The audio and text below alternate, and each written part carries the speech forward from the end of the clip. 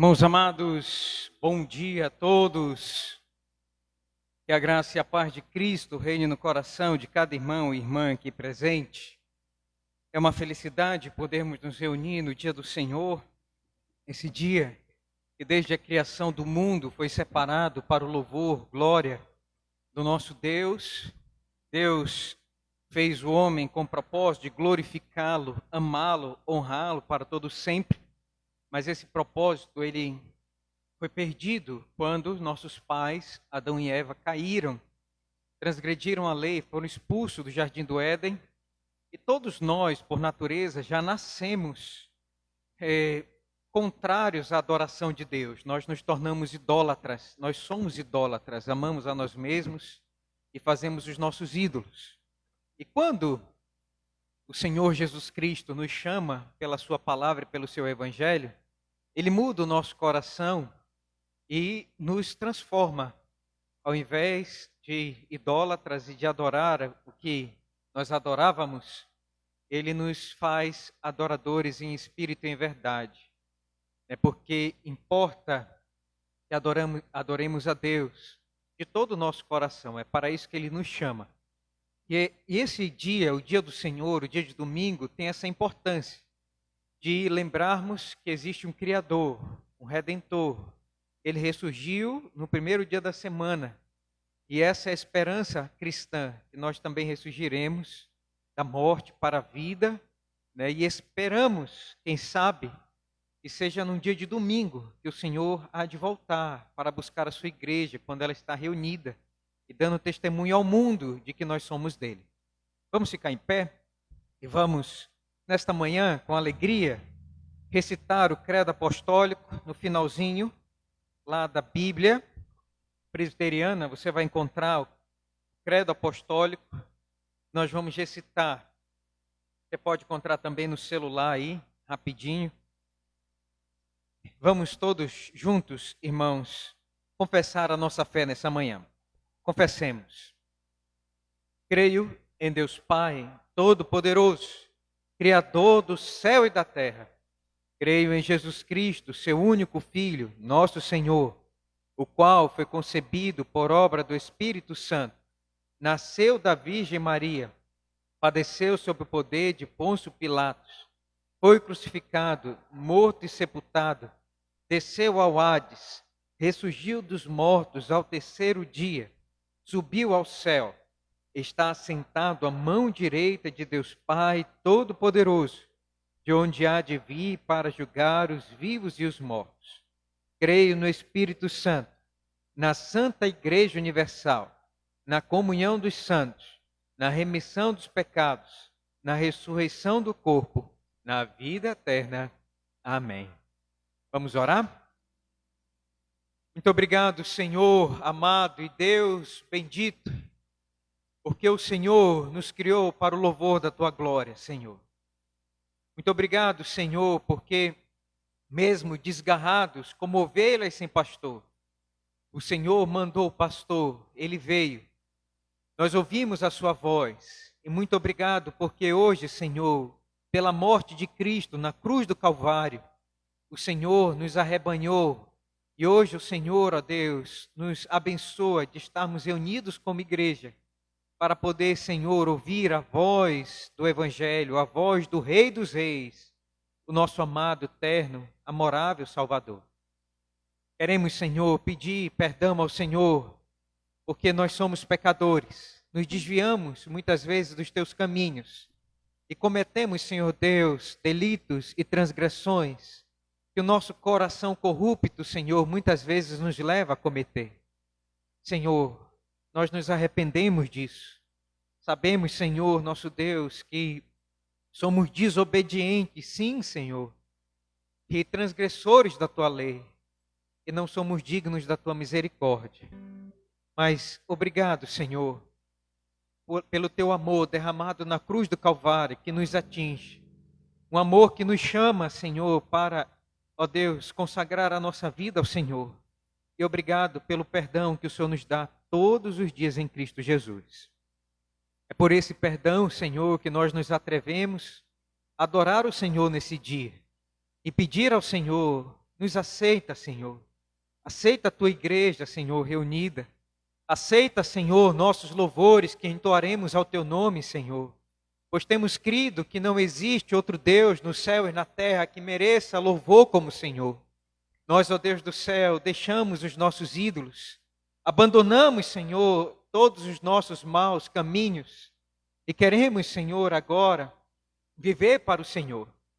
Por favor, Senhor, abençoa-nos neste momento de culto, os nossos louvores que entoaremos ao Senhor, e que o Senhor, por favor, à medida que entoamos os teus cânticos, queime no nosso coração, Senhor.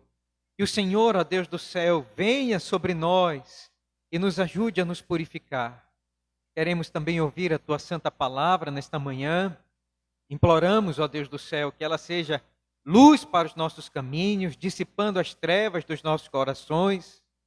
Rogamos, Senhor, por favor, que o Senhor não nos deixe sem o teu Santo Espírito para entender a tua palavra. Que o Senhor, por favor, nos visite nesta manhã, Senhor. Visita-nos, Senhor. Vivifica-nos, Senhor, como diz a tua palavra. E nós honraremos o teu nome, Senhor, por toda a nossa vida. Por favor, ó Deus, não deixa-nos, Senhor, sem a tua bênção, sem a tua presença, sem a tua paz, ó Deus, neste momento. Essa é a nossa oração, o nosso clamor, no nome de Jesus. Amém. Irmãos amados, vamos começar a adoração ao Senhor nesta manhã. Esse primeiro momento nós vamos cantar um cântico novo e a mocidade tem ensinado. E ela é baseada no Salmo de número 121. Nós vamos cantar aqui de onde vem a nossa salvação. Ela vem do Senhor, que criou o universo. Vamos cantar juntos?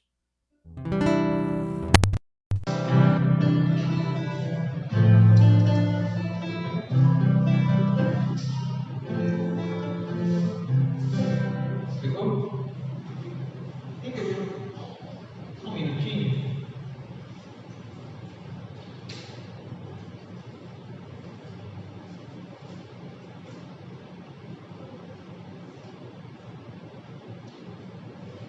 Enquanto isso, irmãos amados, vamos cantar o hino. Abra o seu inário, aqueles irmãos que têm Bíblia com inário. Vamos cantar todos juntos um hino ao Senhor. 336.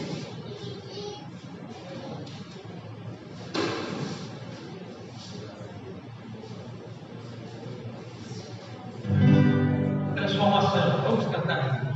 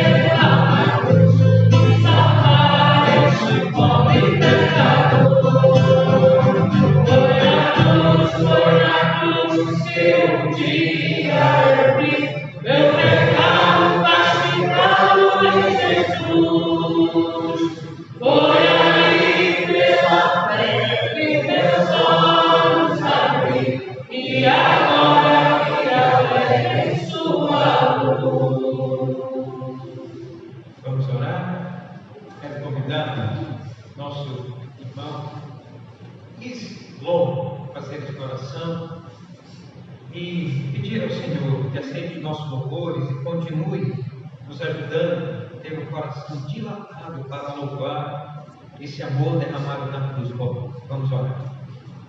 Senhor Deus, nosso Pai, nós queremos, Senhor, agradecer porque mais um domingo, ó Deus, nós estamos aqui na tua casa, com o intuito, ó Deus, de louvar o teu nome, agradecer e que tudo que nós venhamos a fazer, ó Pai, seja para agradecer pelo teu nome. Também, ó Pai, nós queremos te agradecer pelo ar que respiramos, pelas ricas bênçãos que são derramadas sobre nossas vidas. E agradeço também pelas famílias desta igreja, por cada irmão aqui representado, cada família, as crianças, a direção, ao pai desta igreja, os presbíteros, diácono, pastor. Que o possa derramar tuas bênçãos, ó Pai, sobre cada um desses irmãos. Também, ó Pai, nós queremos colocar nossas vidas nas tuas mãos, porque nós necessitamos de ti, nós necessitamos, ó Pai, da tua vontade sobre nossas vidas. Por isso, ó Deus, que a tua palavra, Deus, ela possa fazer mudança em nossos corações e que nossos atos, ó Pai, sejam para enriquecer o Santo Evangelho.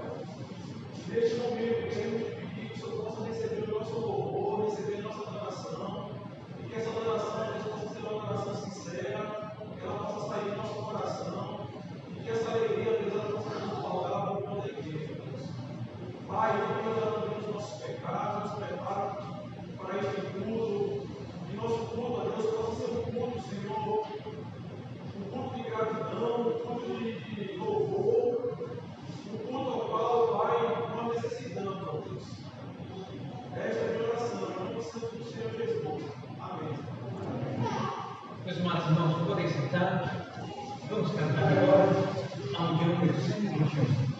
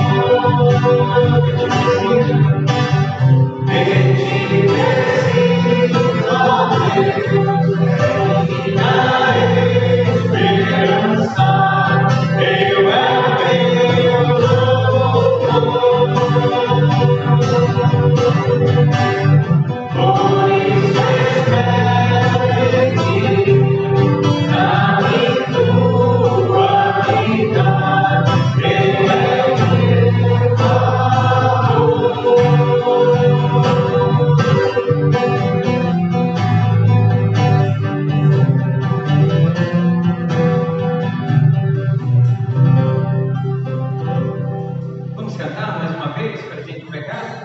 Vamos ficar em pé? Vamos cantar juntos, com muita alegria, a palavra de Deus? Cantemos.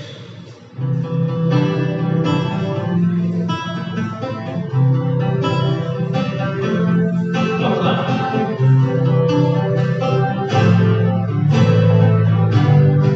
Todos juntos.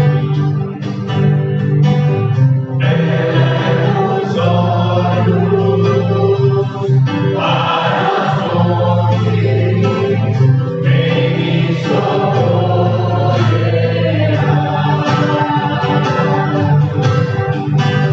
Daquele que fez o universo, a salvação virá. Mais uma vez, eleva.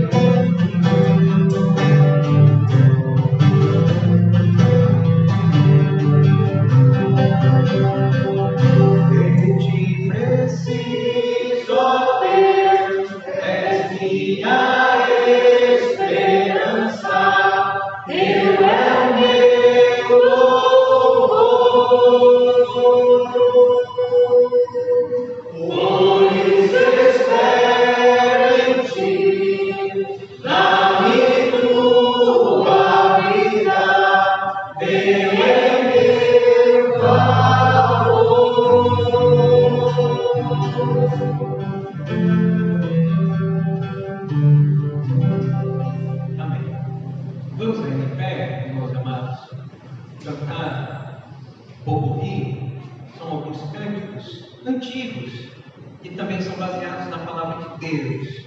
Nós devemos cantar a palavra de Deus. É ela que fala no nosso coração. Nós vamos cantar então esses cânticos juntos. Vamos começar com o Salmo número 23. Minha leve.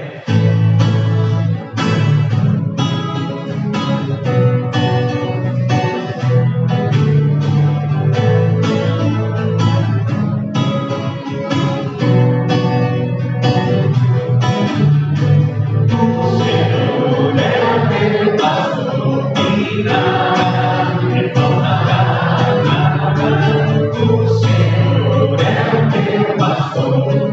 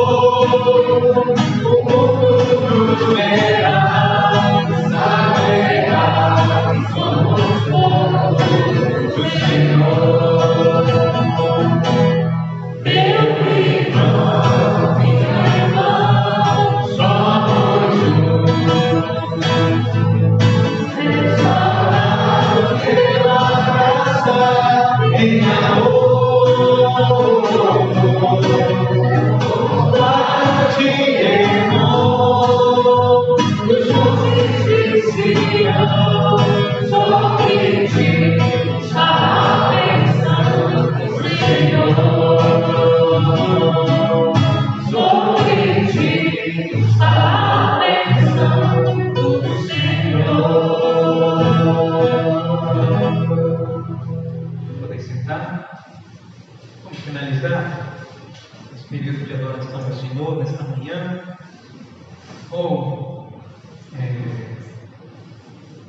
Efésios, capítulo de número 5. Enche, sem caprichar. Enche espírito, mas que cheio de fé cristã. Vamos todos juntos?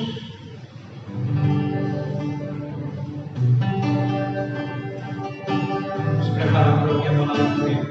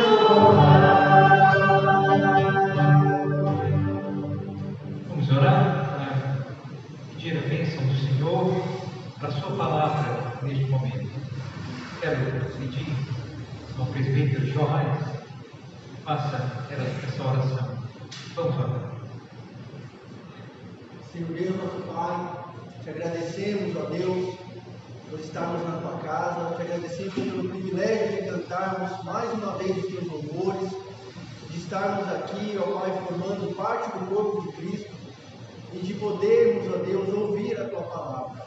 Nós te rogamos, Senhor, recebe os nossos louvores, aceita, Senhor, dos nossos corações para o teu coração, ó Pai. Abençoe cada um que está aqui presente, cada família aqui representada, que o Senhor possa entrar nos lares daqueles que ainda não te conhecem, fazer com que cresçamos em número possamos te louvar cada vez mais alto, Senhor. Te peço, ó Pai, fala aos nossos corações através do teu servo pastor. Cuida, Senhor, para que possamos ser guiados por ti constantemente e sermos, ó Deus, vigilantes da tua palavra. Abençoe também os professores das crianças, cuida deles, ó Deus, dos adolescentes, zela por eles e fala também, Senhor, ao coração deles, ó Pai. É o que nós te pedimos, em nome de Jesus. Amém. Amém. Podemos dividir em classes? Crianças e adolescentes podem sair?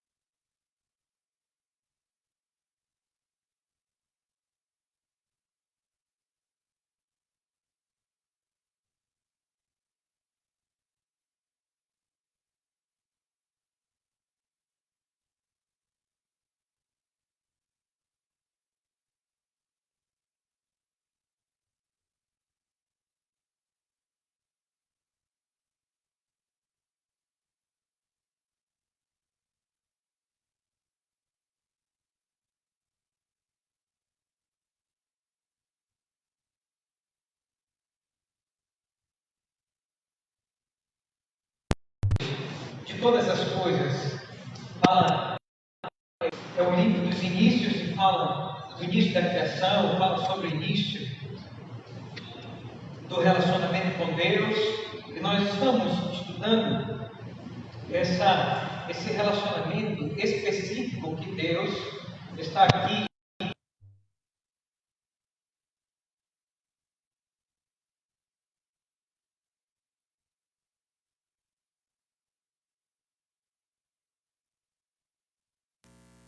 nos nossos dias hoje.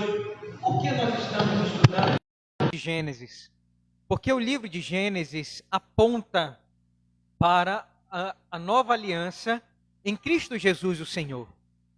Abraão, irmãos, ele recebeu o chamado de Deus para ser o portador das bênçãos da aliança.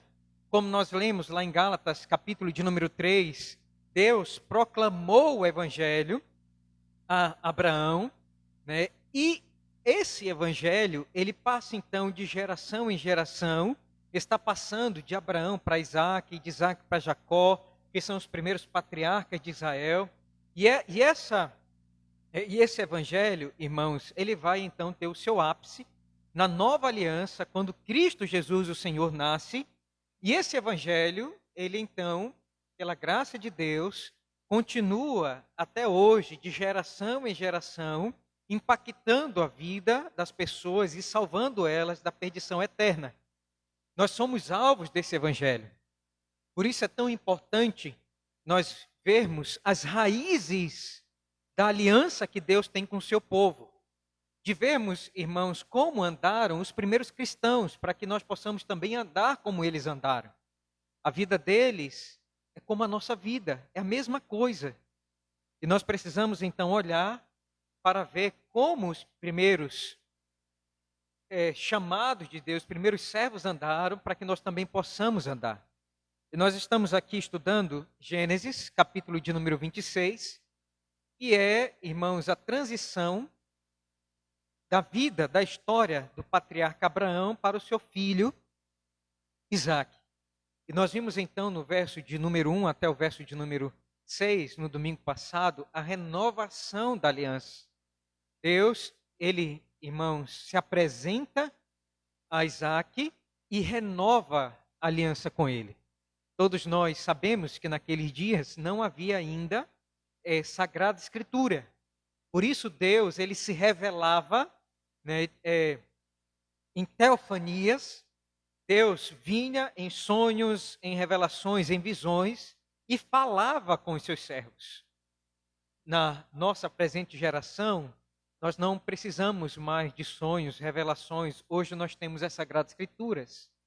E Deus, ele continua comunicando a nós, irmãos, e renovando sobre nós essa aliança, para que, entendendo os princípios da aliança, possamos então viver e, quando chegar o fim do nosso combate, passar isso para a próxima geração. É isso que o apóstolo Paulo vai fazer lá em 2 Timóteo. Abra comigo, por favor, 2 Timóteo, capítulo de número 1, verso de número 6. 2 Timóteo, capítulo 1, verso 6. O que está acontecendo aqui em Gênesis, irmãos, capítulo 26, é a mesma coisa que está acontecendo aqui em 2 Timóteo. Paulo está passando o bastão da fé a Timóteo, a próxima geração. Timóteo será o próximo pastor, né, que vai pastorear o rebanho de Deus, e ele vai dizer aí no verso de número 6: por essa razão, pois, te admoesto que reavives o dom de Deus que há em ti pela imposição de minhas mãos. Porque Deus não nos tem dado espírito de covardia, mas de poder, de amor e de moderação. Não te envergonhes, portanto, do testemunho de nosso Senhor, nem do seu encarcerado que sou eu, pelo contrário, participa comigo dos sofrimentos a favor do Evangelho, segundo o poder de Deus, que nos salvou e nos chamou com santa vocação, não segundo as nossas obras, mas conforme a sua própria determinação e graça, que nos foi dada em Cristo Jesus antes dos tempos eternos, e manifestada agora pelo aparecimento de nosso Senhor, do nosso Salvador Cristo Jesus, o qual não só destruiu a morte, como nos trouxe a luz, a vida e a imortalidade mediante o Evangelho. E ele vai dizer no verso 13: mantenha o padrão das sãs palavras que de mim ouvistes, com fé e com amor, que está em Cristo Jesus. Guarda o bom depósito mediante o Espírito Santo que habita em nós. Então percebam, irmãos, que aqui nós vamos ver, né, essa transição do bastão, e o apóstolo Paulo, ele vai falar que Timóteo ele deveria passar os sofrimentos da vida cristã, todos nós passamos, que ele deveria resistir, que ele deveria guardar o bom depósito, né, dessa fé, esses valores e esses princípios da vida cristã, ele não poderia abrir mão, porque Cristo Jesus, o Senhor, já tinha vindo e na cruz do Calvário trouxe luz e a vida imortal para todos aqueles que nele creem. Abra comigo, por favor, então, para Gênesis, capítulo de número 26. E você vai perceber, irmãos, que isso tem início com essa aliança que Deus fez com Abraão e com Isaac. E vejam só, mesmo em meio a dores e dificuldades, lembram que Paulo estava preso. E ele vai dizer, olha, permanece firme.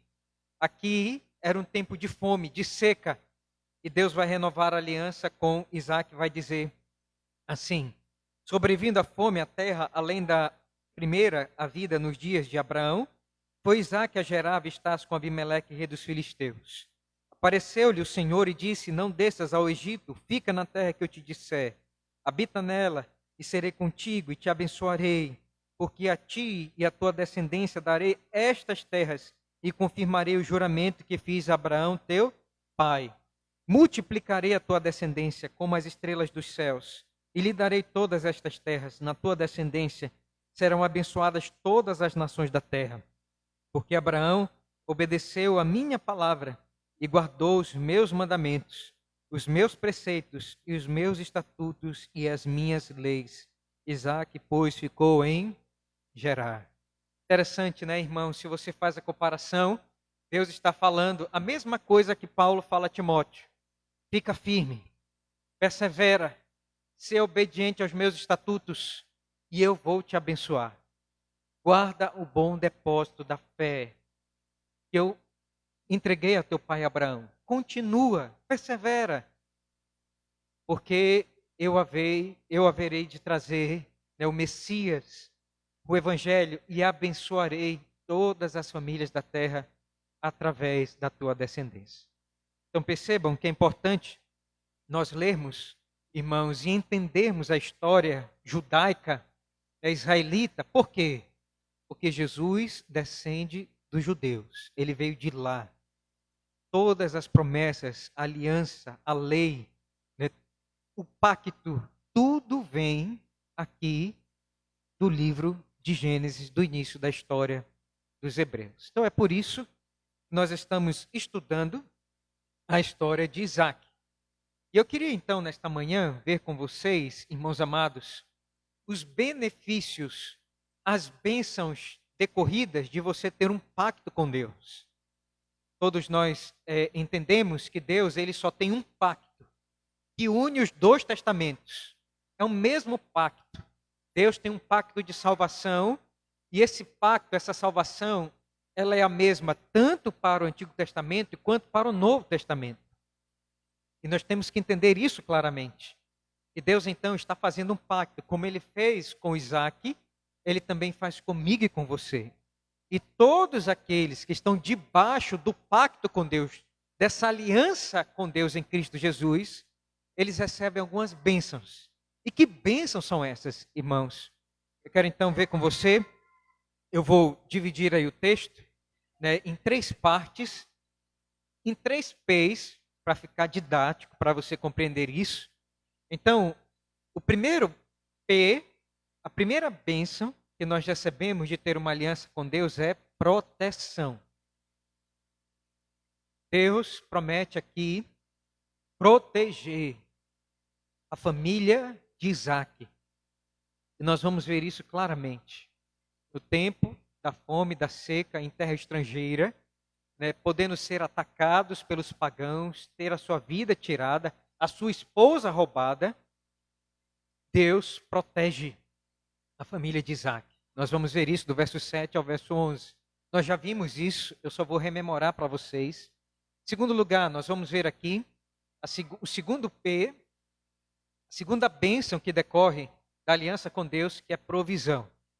Do verso de número 12 a 25, nós vamos ver aí, irmãos, Isaac semear, plantar, né,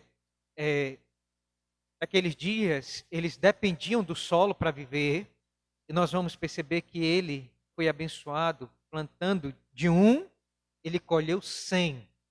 Ele, irmãos, foi abençoado por Deus, e Deus deu sua provisão mesmo em meio à seca. E ele teve 100% de colheita. Isso foi extraordinário. Deus estava com ele, abençoando ele. Nós vamos ver isso. Deus abençoa, provê para a família da aliança. Em último lugar, o último P, para que você grave isso, é o P do prestígio. Deus também vai renovar aqui, como fez com Abraão, o prestígio de Isaac entre os pagãos. Os pagãos vão reconhecer que o filho de Abraão, Isaac, também é príncipe de Deus. E não é um homem comum, mas que a bênção de Deus resplandece sobre a sua vida. E os pagãos, eles virão fazer com ele um pacto de paz, de não agressão, porque eles reconhecem que Deus abençoa aquele que tem aliança com ele. Vamos ver então, irmãos amados, vamos aqui nos deter nas Sagradas Escrituras um pouquinho. Vamos olhar para esse texto, permaneça com a sua Bíblia aberta. Vamos pedir ao Senhor que fale ao nosso coração. Vamos ver aí então, em primeiro P, é da proteção divina. Eu já tratei disso aqui no domingo passado, eu só vou rememorar rapidamente para que vocês lembrem disso, e nós vamos então nos fixar no segundo P, que é de provisão. Mas eu quero então rememorar com você aí o primeiro P, a primeira bênção que Deus dá, que é a proteção divina. Verso de número 7 até o verso de número 11. Diz assim a palavra do Senhor. Perguntando-lhe os homens daquele lugar a respeito de sua mulher, disse: é minha irmã. Pois temia dizer: é minha mulher, para que, dizia ele consigo, os homens do lugar não me matem por amor de Rebeca, porque era formosa de aparência. Ora, tendo Isaque permanecido ali por muito tempo, Abimeleque, rei dos filisteus, olhando da janela, viu que Isaque acariciava Rebeca, sua mulher. Então Abimeleque chamou a Isaque e lhe disse: é evidente que ela é tua esposa. Como, pois, disseste, é minha irmã? Respondeu-lhe Isaque: porque eu dizia, para que eu não morra por causa dela. Disse-lhe Abimeleque: que é isso que nos fizeste? Facilmente algum do povo teria abusado da tua mulher, e tu atraído sobre nós grave delito. E deu esta ordem a todo o povo: qualquer que tocar a este homem ou a sua mulher certamente morrerá. Uma das bênçãos, irmãos, que decorre, né, da aliança com Deus é justamente ter a proteção divina. E parece-nos crer, irmãos, que Deus, ele se importa mais do que qualquer outro com a proteção do nosso casamento. Nós vamos observar aqui, tanto na vida de Abraão quanto de Isaque, que o casamento deles, irmãos, foi posto à prova e quase destruído. E nós vamos notar aqui, o texto quer passar essa ideia, que nós corremos dois perigos.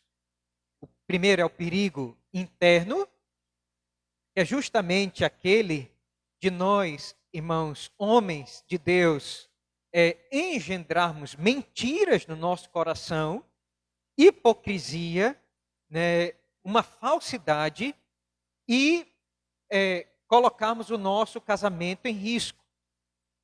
Uma covardia. Esse é o perigo que o texto nos mostra aqui, um dos perigos que todo homem e todo casamento passa, que são perigos internos. Percebam aqui que Isaque, ele, na sua covardia, inventou uma mentira para salvar a sua própria pele.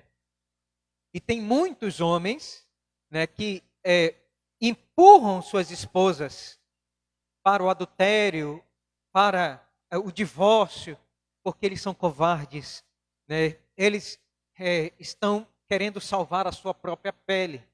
Então o texto quer nos passar essa ideia. Isaque, para salvar a sua própria pele, empurrou sua esposa para a beira do precipício. E aí nós vamos ver aqui a repreensão, irmãos, séria de Abimeleque. Percebam que Deus usa um pagão, usa um ímpio, usa o rei que não sabia, irmãos, das ordenanças de Deus, para poder dizer: olha, você está fazendo errado. Que homem é você? Que cristão é você que está empurrando de maneira covarde a sua esposa para o precipício? Estás louco? E percebam que Abimeleque então traz à mente de Isaque a covardia, as mentiras que ele criou no seu coração para empurrar a sua esposa para a beira do precipício. E aqui está um alerta, irmãos, então, para todos aqueles que são sacerdotes do lar, de prestar atenção no seu coração quando você engendra mentiras, né, colocando a culpa, quem sabe, na sua esposa, né, e fazendo com que ela caminhe para o término do casamento, o divórcio. Então nós temos que ter muito cuidado com isso.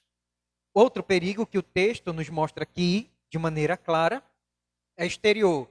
E os perigos exteriores, irmãos, é justamente, aí no verso de número 7, nós vamos perceber isso, vai dizer assim: perguntando-lhe os homens daquele lugar a respeito da sua mulher. Então percebam que Satanás, ele usa pessoas para poder atacar o casamento dos crentes. Irmãos, quantos e quantos relatos nós vemos de casamento de servos de Deus que foram destruídos porque um dos cônjuges se envolveram com pessoas mundanas, sem Deus. E essas pessoas sabiam do mundo, sabiam que essa pessoa era casada, que era crente, mas mesmo assim eles violaram a aliança, né, dos servos de Deus, porque Satanás sabe que se ele destruir o seu casamento, ele destrói a sua moral, ele destrói né, a sua fé, ele destrói a sua santidade. E ele sabe que destruindo o casamento dos crentes, irmãos, ele está maculando, ele está sujando a igreja. E aí, você então não tem mais força para nada, não tem força de dar um testemunho, né, de uma vida santa, um casamento santo, puro, um leito sem mácula, como diz lá em Hebreus, né, santificado. Você fica algemado. E Deus usa pessoas assim para poder destruir, né, o casamento dos crentes. Nós temos isso, aconteceu isso no nosso presbitério, né, com a família de um oficial da igreja, diácono, né, que veio um ímpio, né, e levou a sua esposa. Ele tinha 2 filhos. Triste isso, irmãos. Triste.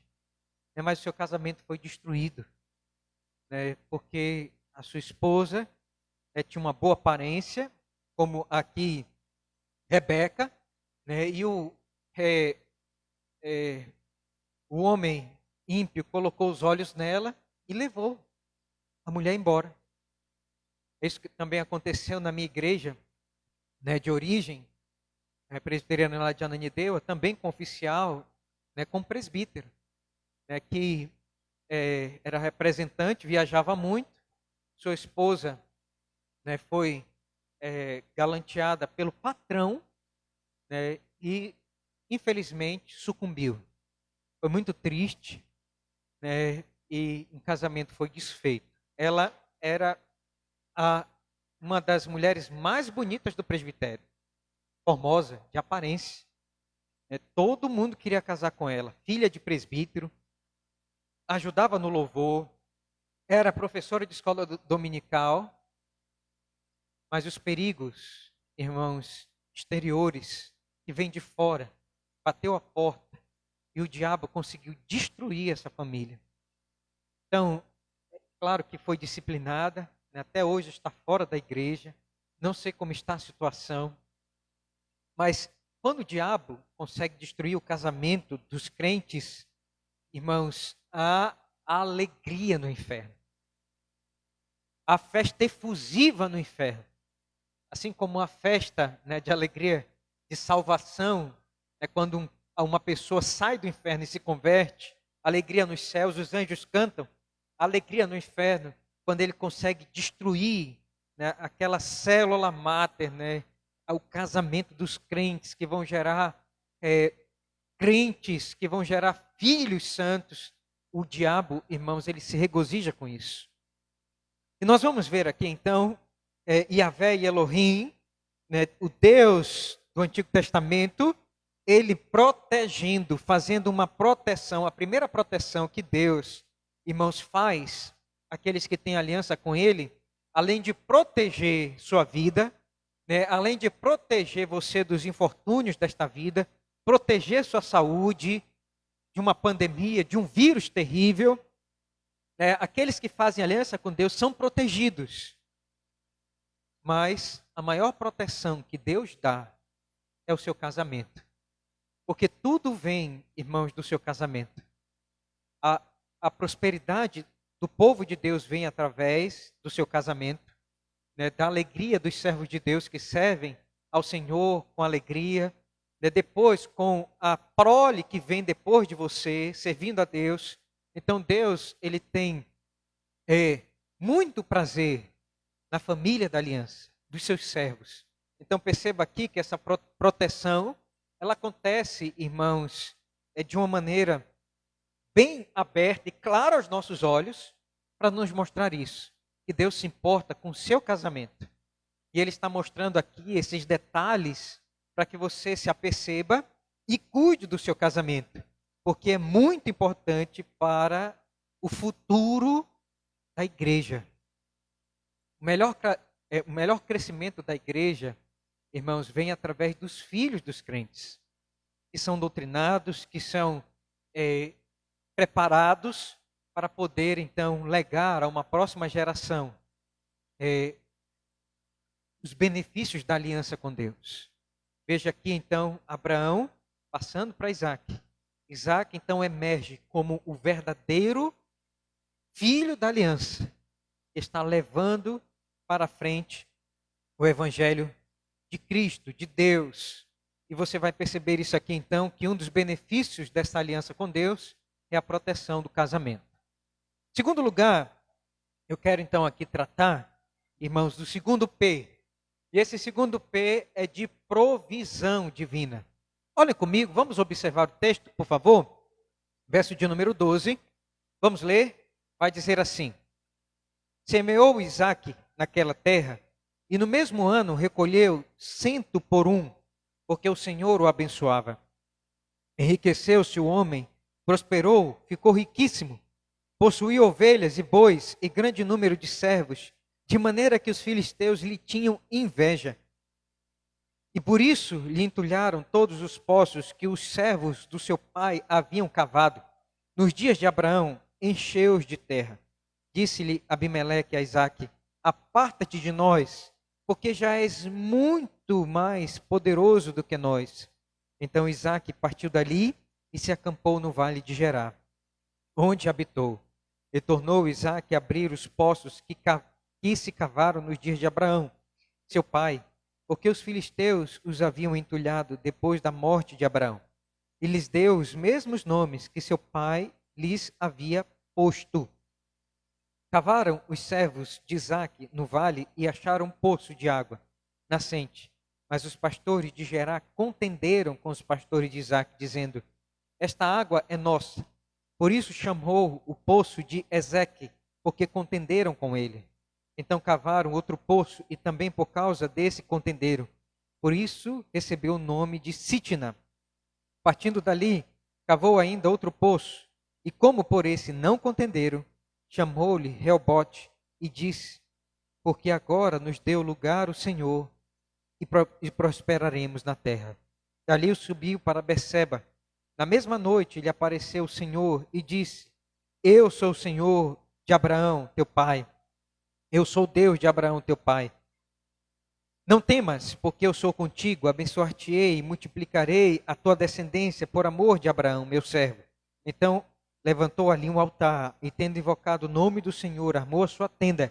E os seus servos e os servos de Isaque abriram ali um poço.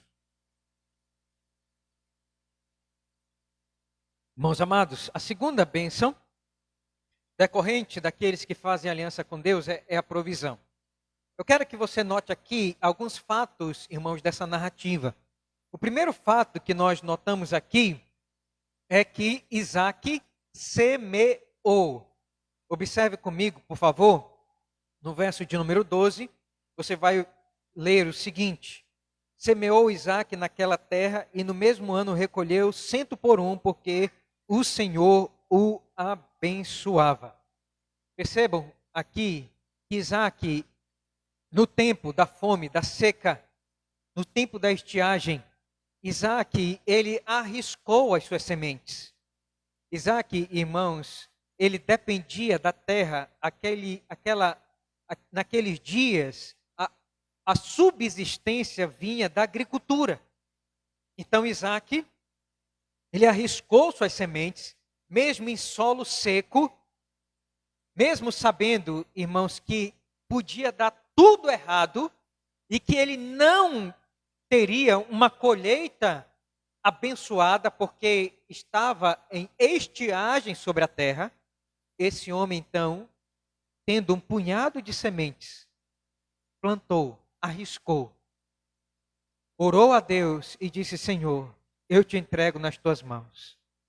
E vai dizer aqui, irmãos, o texto, que aquele homem, ele foi abençoado por Deus, Deus cumpriu a sua promessa, e esse homem recebeu 100%, 1000% daquilo que ele havia plantado. Daquilo que ele havia plantado. Isaque, irmãos, teve um lucro sobremaneira. E vai dizer aqui, a tal ponto de que ele ficou riquíssimo, verso de número 13. Enriqueceu-se o homem, prosperou e ficou riquíssimo. E vai dizer, irmãos, o texto que Isaque, ele não somente mexia com agricultura. Isaque também diversificava os seus investimentos e ele também trabalhava com rebanhos. Olha só, Verso 14 diz assim: possuiu ovelhas e bois e grande número de servos, de maneira que os filisteus lhe tinham inveja. Eu quero que você perceba que no caminho, irmãos, da nossa vida, na caminhada para a estabilidade da vida, Isaac aqui, irmãos, está indo para um caminho de estabilidade, de amadurecimento. Isaac, irmãos, já tem os seus filhos. Isaac está trabalhando na seca. Deus abençoa o seu trabalho. Ele diversifica aqui os seus investimentos. Mas eu quero que você perceba que no caminho para a estabilidade da sua vida, Isaac, ele vai encontrar problemas. E quais são os problemas? 2 problemas o texto aqui vai nos mostrar. Em primeiro lugar, ele vai encontrar no seu caminho inveja. Vai dizer aí que os pastores, que os filisteus, eles invejavam a vida de Isaac. A inveja é algo interior, é um desconforto, irmãos, que acontece no coração de ver o sucesso do outro e de não ter as mesmas coisas que o outro tem. Os pastores filisteus, os agricultores filisteus, os pagãos, invejaram o lucro estrondoso de Isaac.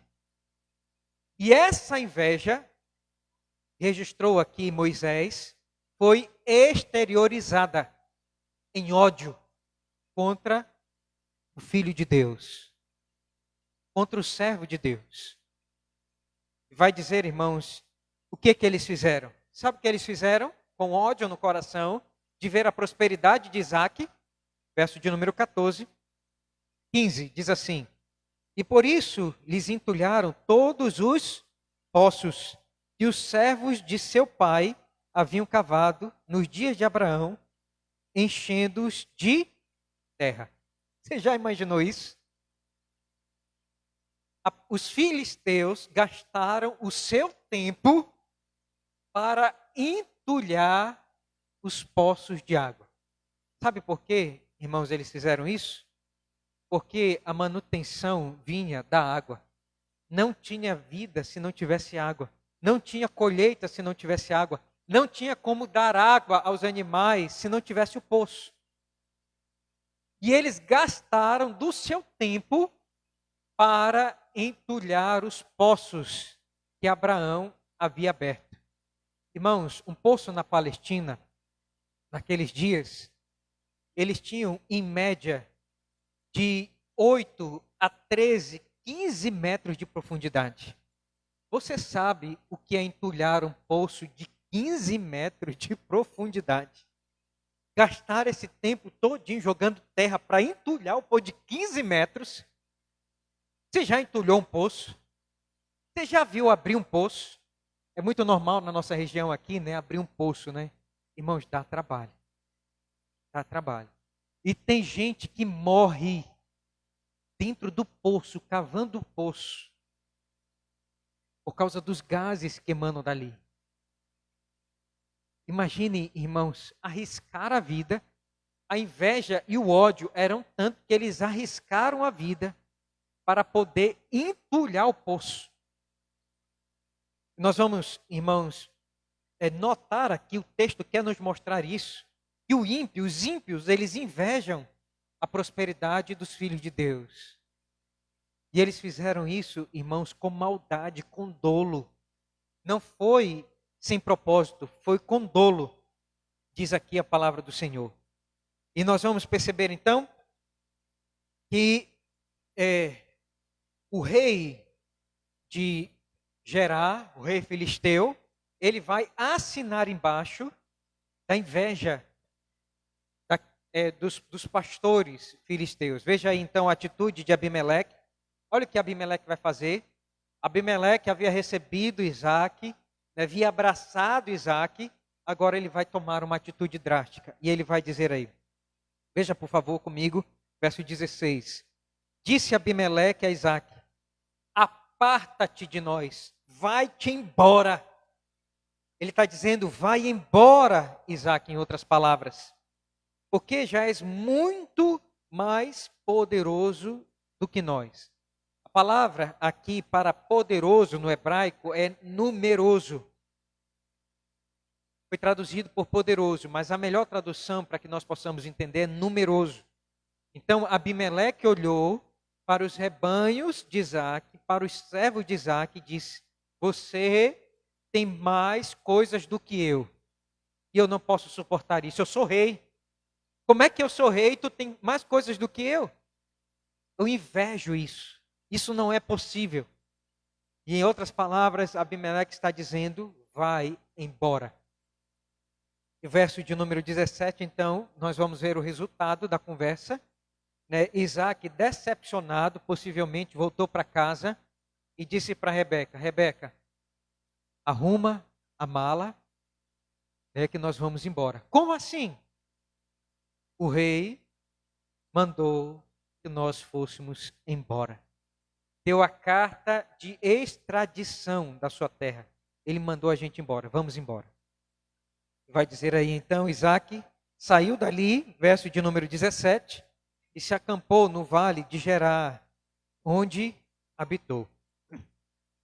Eu quero que você perceba aqui, irmãos, então, em segundo lugar, um segundo problema que vai acontecer na vida de Isaac, no caminho da estabilidade da sua vida, no caminho da paz, do descanso na terra, ele vai encontrar aqui um segundo problema.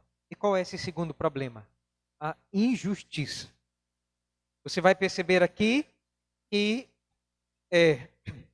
os filisteus, os pagãos, não só invejaram, mas eles também cometeram injustiça com Isaac. Olhem comigo, por favor, a injustiça que esse homem sofreu.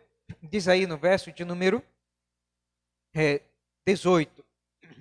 E tornou Isaac a abrir poços que se cavaram nos dias de seu pai, porque os filisteus haviam entulhado depois da morte de Abraão. E lhes deu os mesmos nomes que já seu pai lhe havia posto. Porque Isaac, no caminho da prosperidade, da estabilidade da sua vida, ele vai abrir poços. Como eu disse para vocês, eles dependiam da água. Então Isaac ele vai abrir poço. E abrir poço, irmãos, não era fácil ali na Palestina. Às vezes se abria poço na rocha. Camadas de rocha havia debaixo da terra. E ali era um terreno tão horrível, difícil de furar um poço, que às vezes eles furavam poço, irmãos, na rocha. Eles quebravam a rocha para poder furar o poço. Aqui o que facilitava é que esses poços que Isaac abriu foram os que os filisteus haviam entulhado, que Abraão já havia aberto. E vai prosseguir aí. E ele vai dizer aqui, irmãos, no verso de número 19. Cavaram os servos de Isaac no vale e acharam um poço de água nascente. E aqui está a injustiça. Olha só o que aconteceu. Mas os pastores de Gerar contenderam com os pastores de Isaac, dizendo, esta água é nossa. Por isso chamou o poço de Ezeque, porque contenderam por ele. Observem, meus amados irmãos, eu quero que você note aqui, por favor, a injustiça daqueles homens. Percebam que esses homens aqui, eles eram homens contenciosos. Os homens injustos, os homens que vivem sem Deus, eles são pessoas briguentas, confrontadoras. Eles contendem por aquilo que é seu. Você já imaginou isso?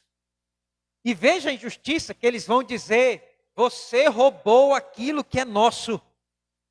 Verso de número 20, eles vão argumentar dizendo isso.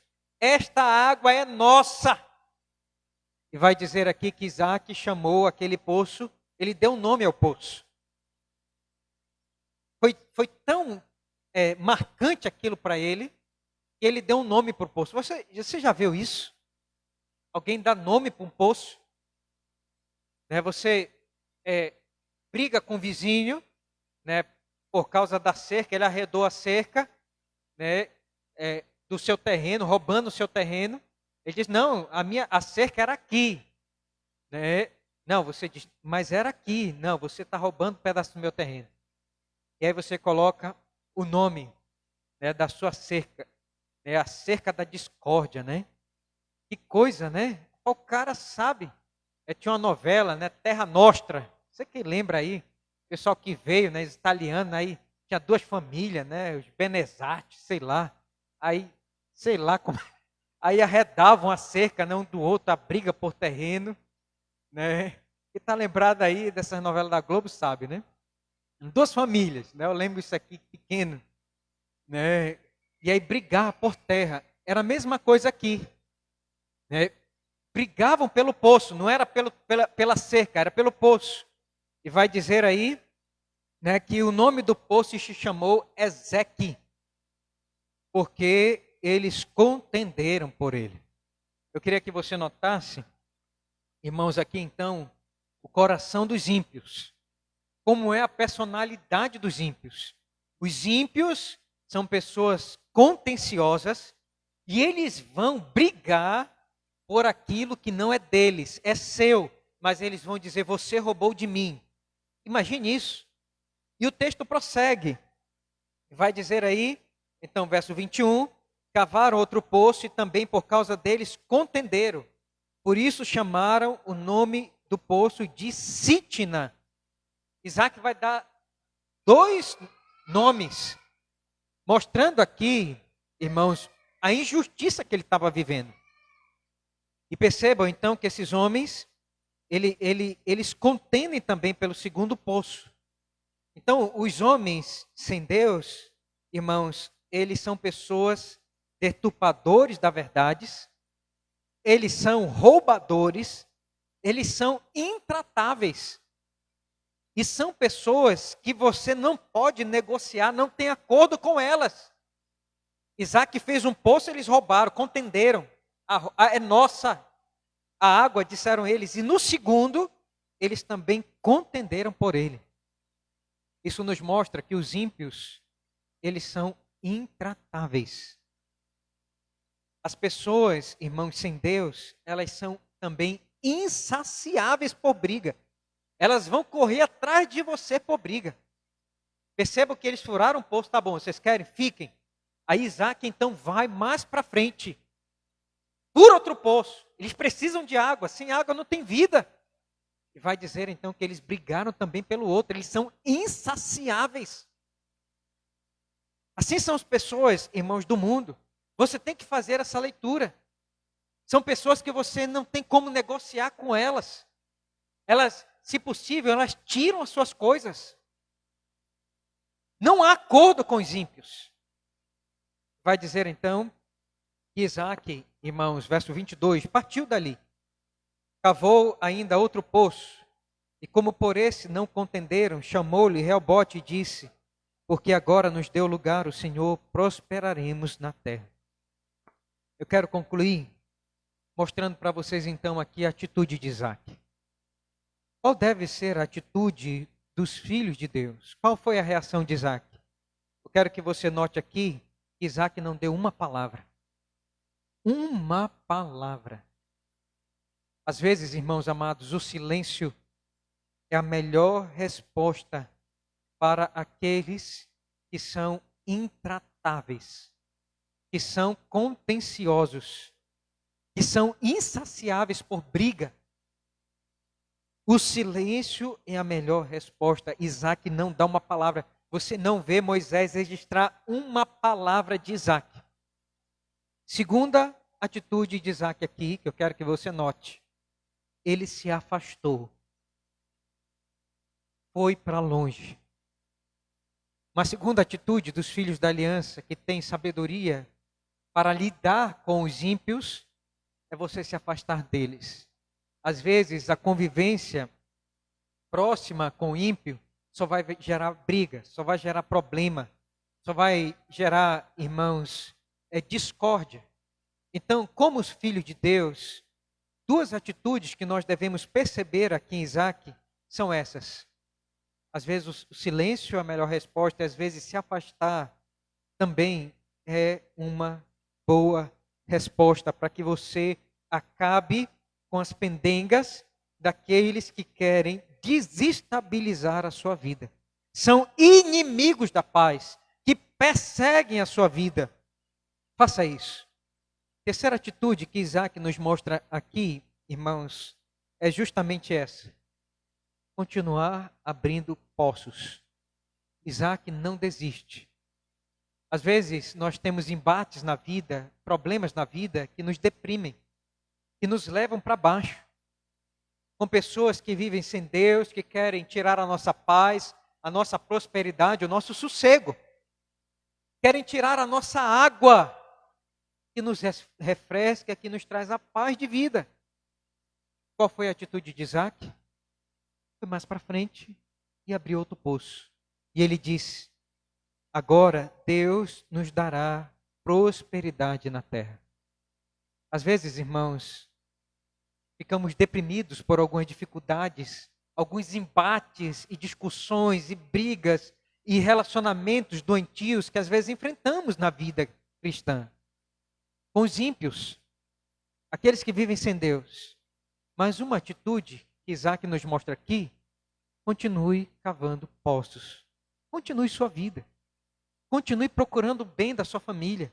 Continue buscando a bênção de Deus. Vá para frente, cave outro poço. Se não deu, vá mais para frente, cave outro poço. E vá atrás da água que traz paz, que traz refrigério para a sua vida e para a sua família. Então não desistam da vida. Você vai encontrar nessa vida, essa é a lição aqui, invejas dos ímpios e injustiças. Essa, irmãos, vai ser toda a nossa caminhada. Nós vamos sofrer muitas injustiças aqui. Aprenda a ler o coração dos ímpios.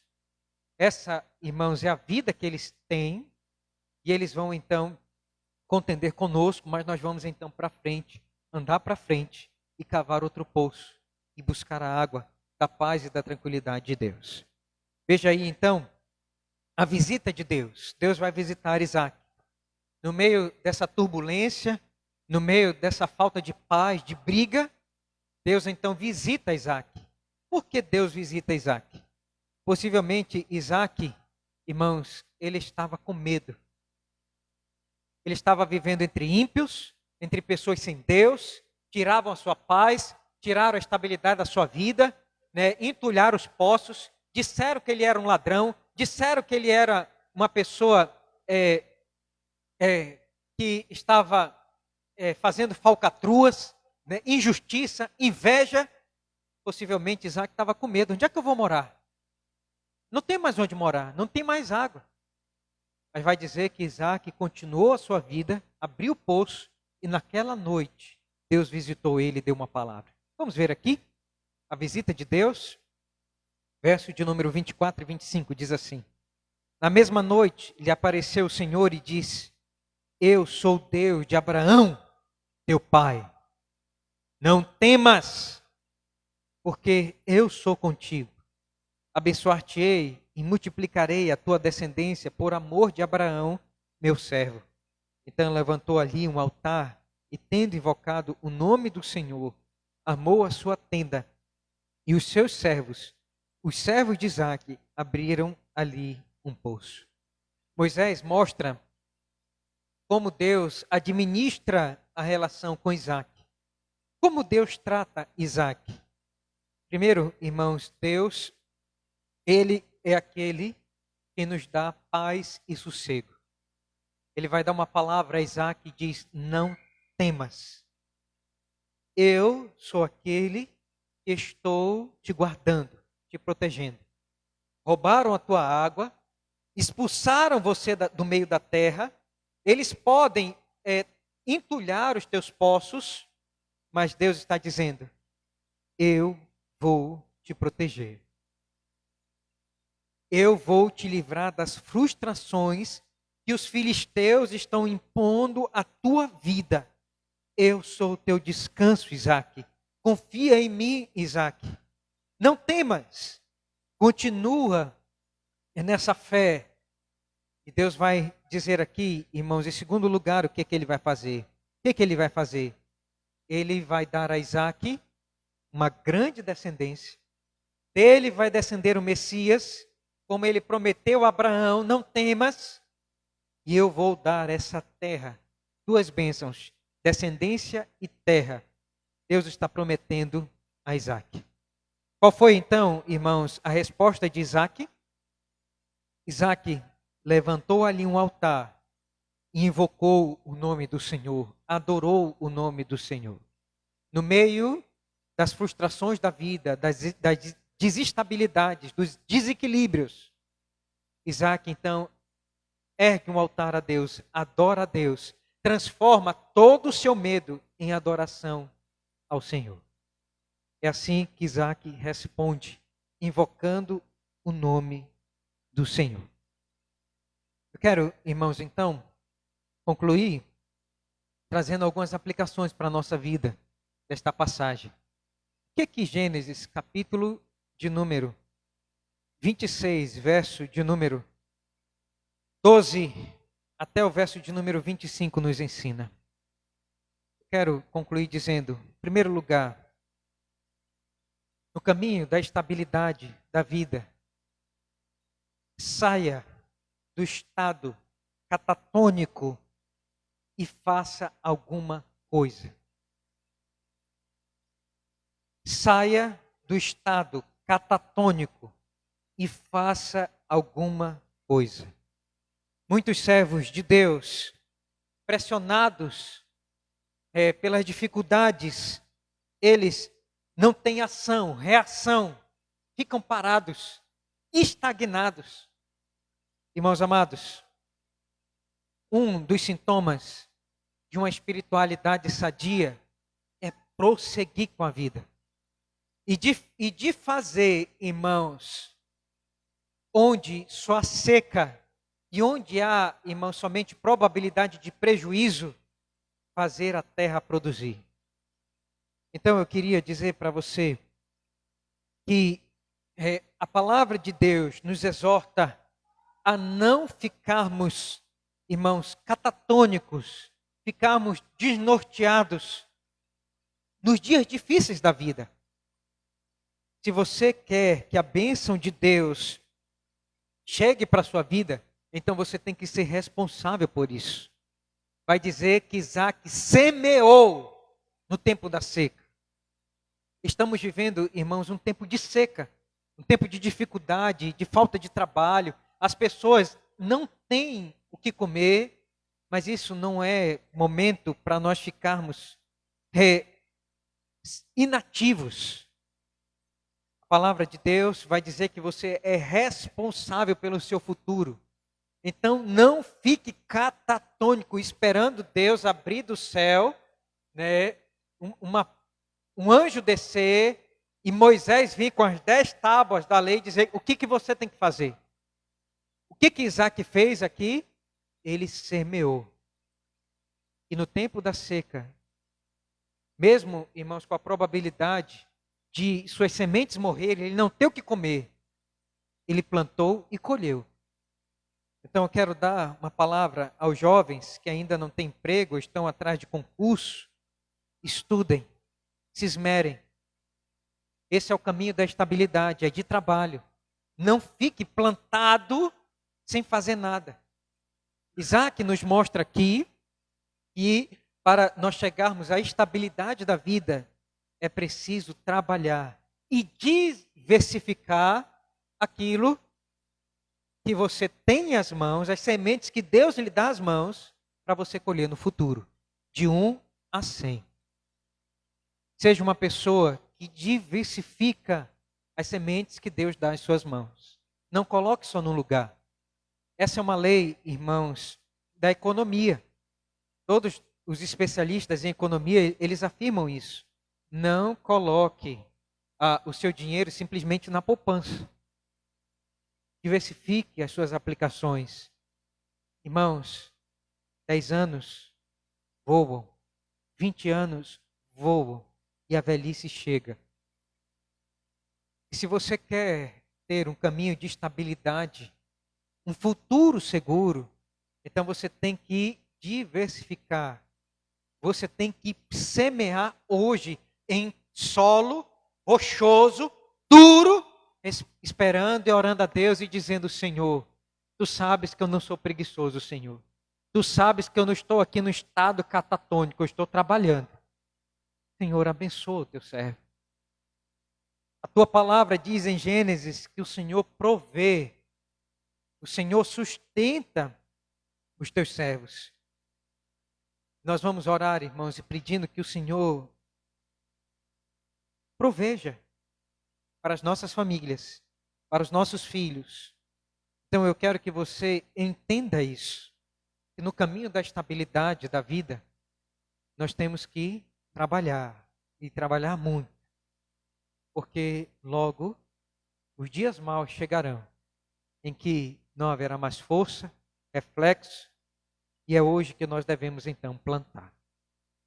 Use, semeie hoje, e peça a Deus em oração, e diga: Senhor, eu sou um filho da aliança, que o Senhor, pela tua graça, cuide de mim e me abençoe.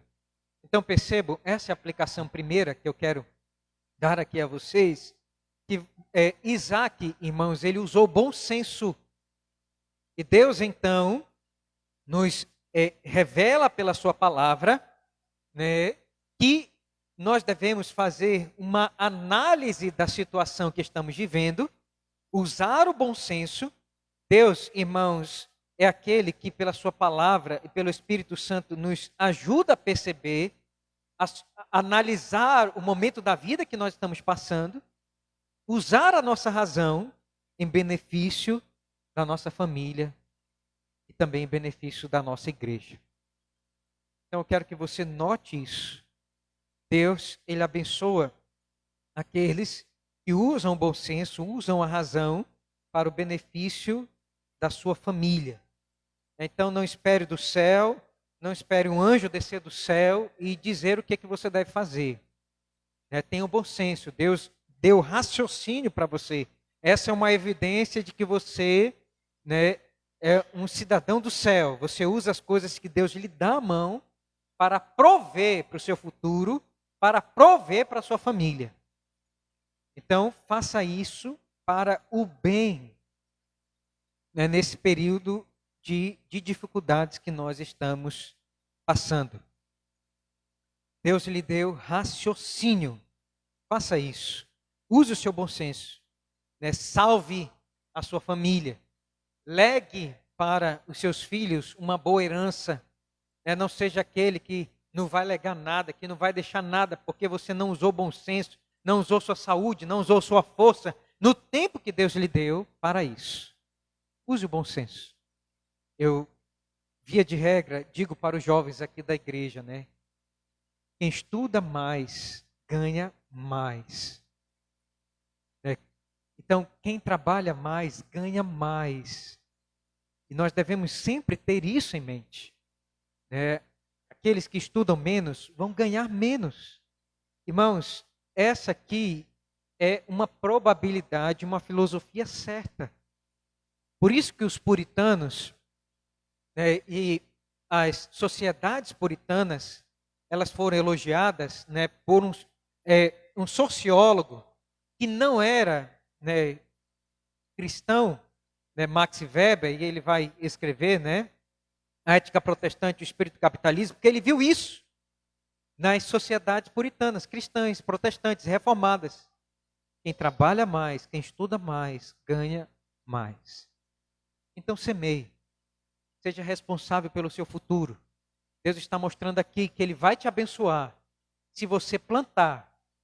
Vejam, lá no verso, irmãos, de número 12, vai dizer assim: semeou Isaac. Essa é a responsabilidade humana, a sua responsabilidade, e vai finalizar: porque o Senhor o abençoava. Então percebam, responsabilidade humana, soberania divina, bênção divina. Cuide disso para o bem da sua família. Em segundo lugar, esse texto também nos ensina que no caminho para a estabilidade, irmãos, da vida cristã, nessa caminhada para nós nos estabilizarmos, nós vamos também encontrar invejas e injustiças. Eu frisei para vocês aqui que um dos combustíveis da perversidade humana é a inveja e a injustiça. E nós vamos encontrar inveja na família. Parentes nossos que não vão admitir a nossa vida organizada, que não vão admitir a bênção de Deus sobre a nossa vida, não vão admitir que nós temos uma casa bem arrumada. Inveja na família, eles não vão admitir que os nossos filhos são mais inteligentes. Inveja na família. Nós vamos encontrar, irmãos, inveja entre os nossos parentes. Eles vão invejar a nossa vida. Nós vamos encontrar inveja também no ambiente de trabalho.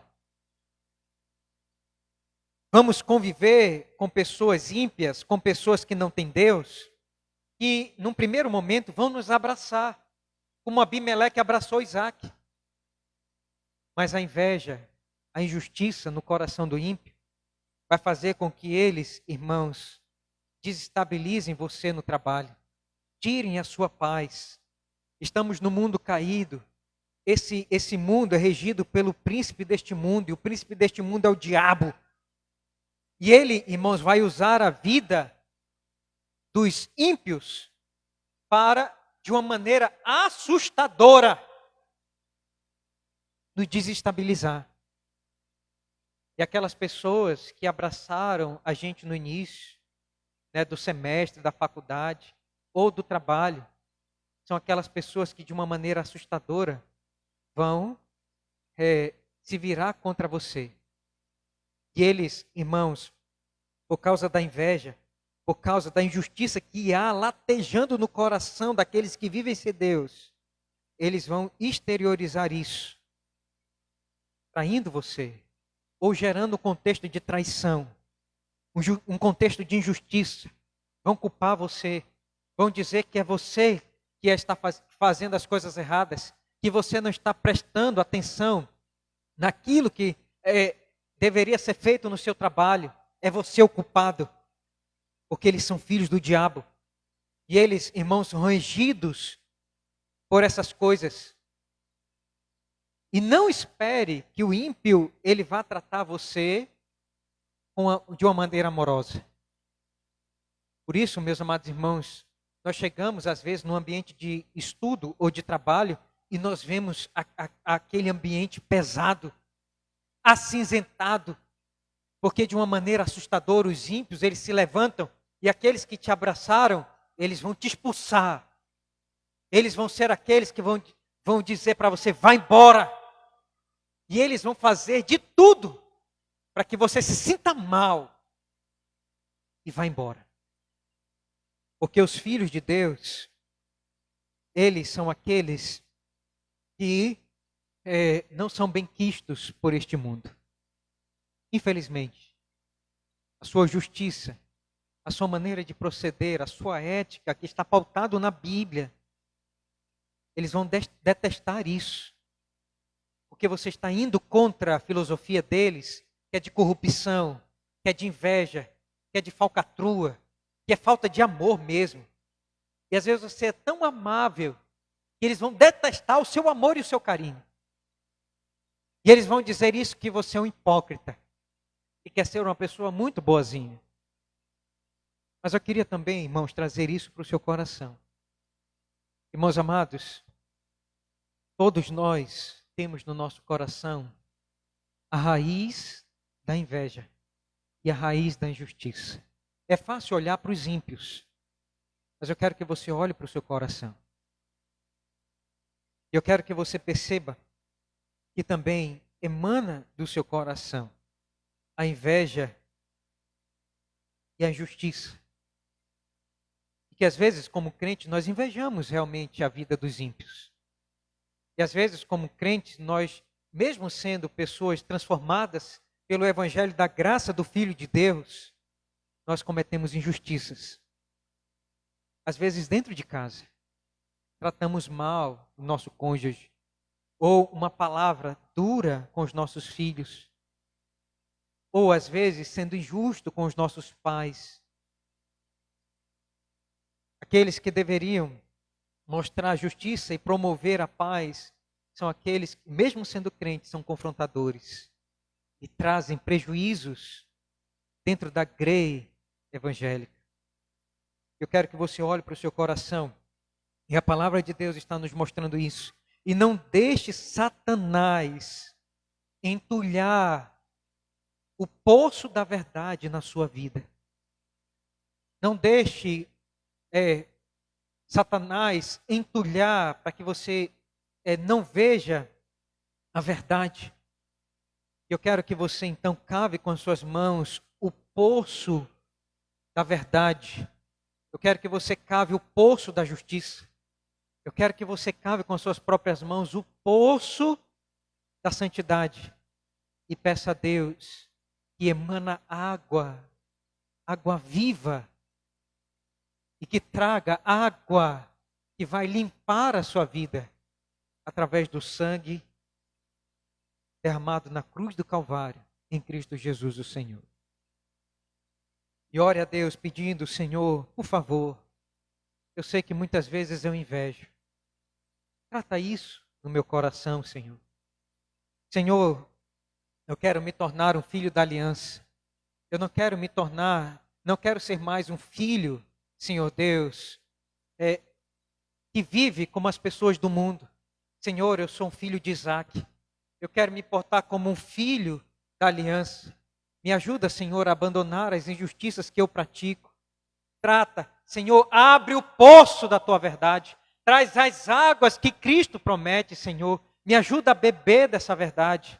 Me ajuda, Senhor Deus, a beber as águas da vida.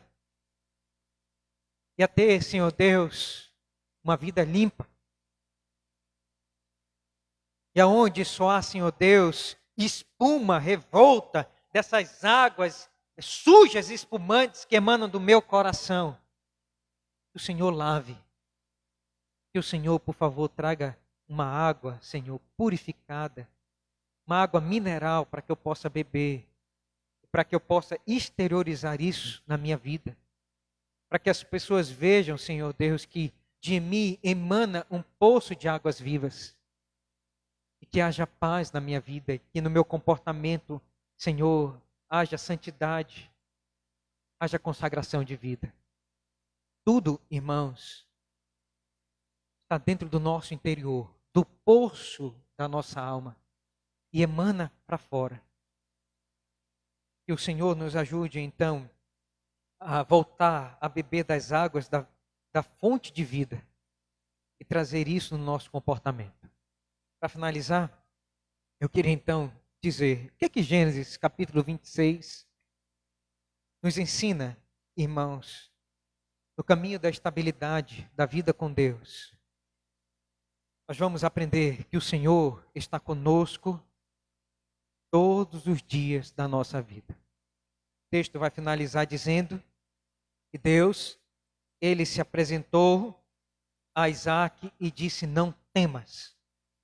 Essa é a mesma palavra, irmãos, que o Senhor Jesus vai dizer em Mateus capítulo de número 28 aos apóstolos. Quando ele ascende aos céus e eles vão ficar sozinhos.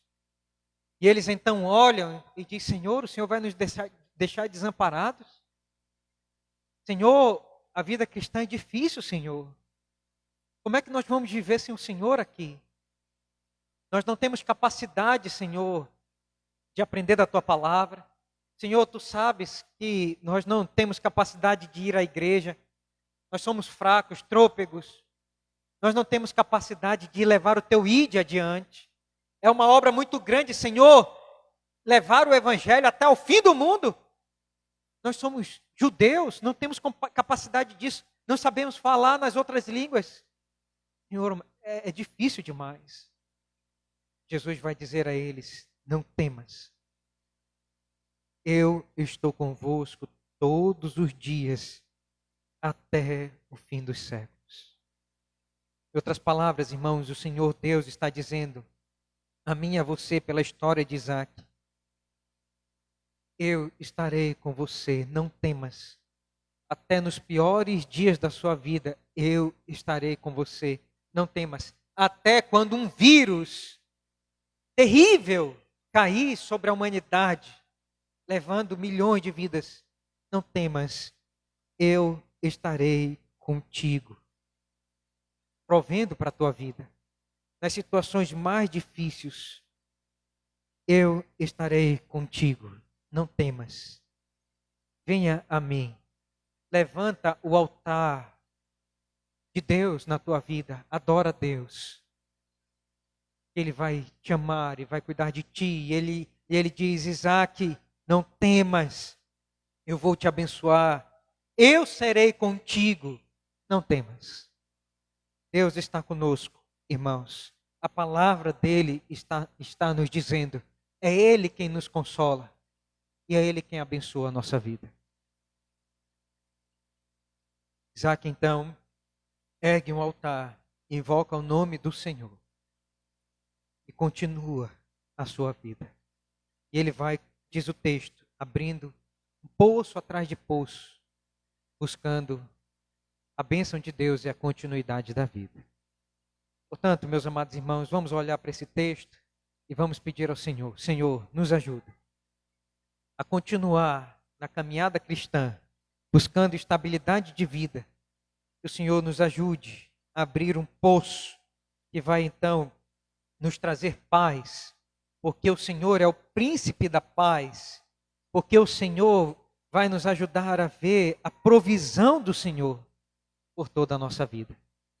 E aí nós vemos o salmista, irmãos, dizendo, nunca vi o justo desamparado, o justo nunca mendigou pão, porque o Senhor é a nossa provisão.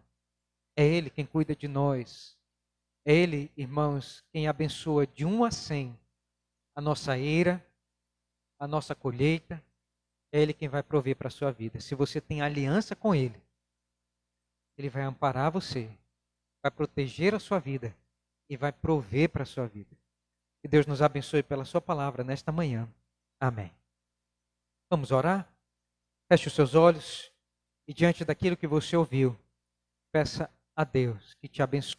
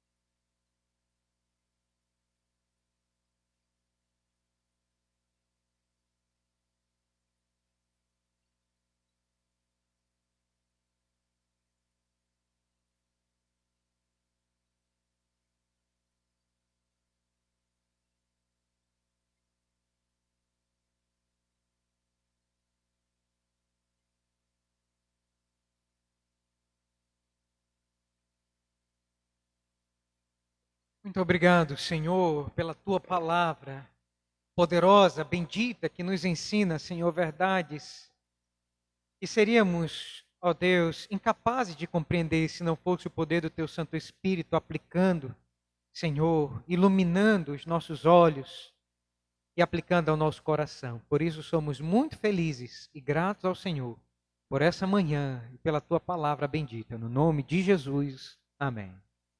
Vamos ficar em pé, irmãos? Vamos cantar o hino 60.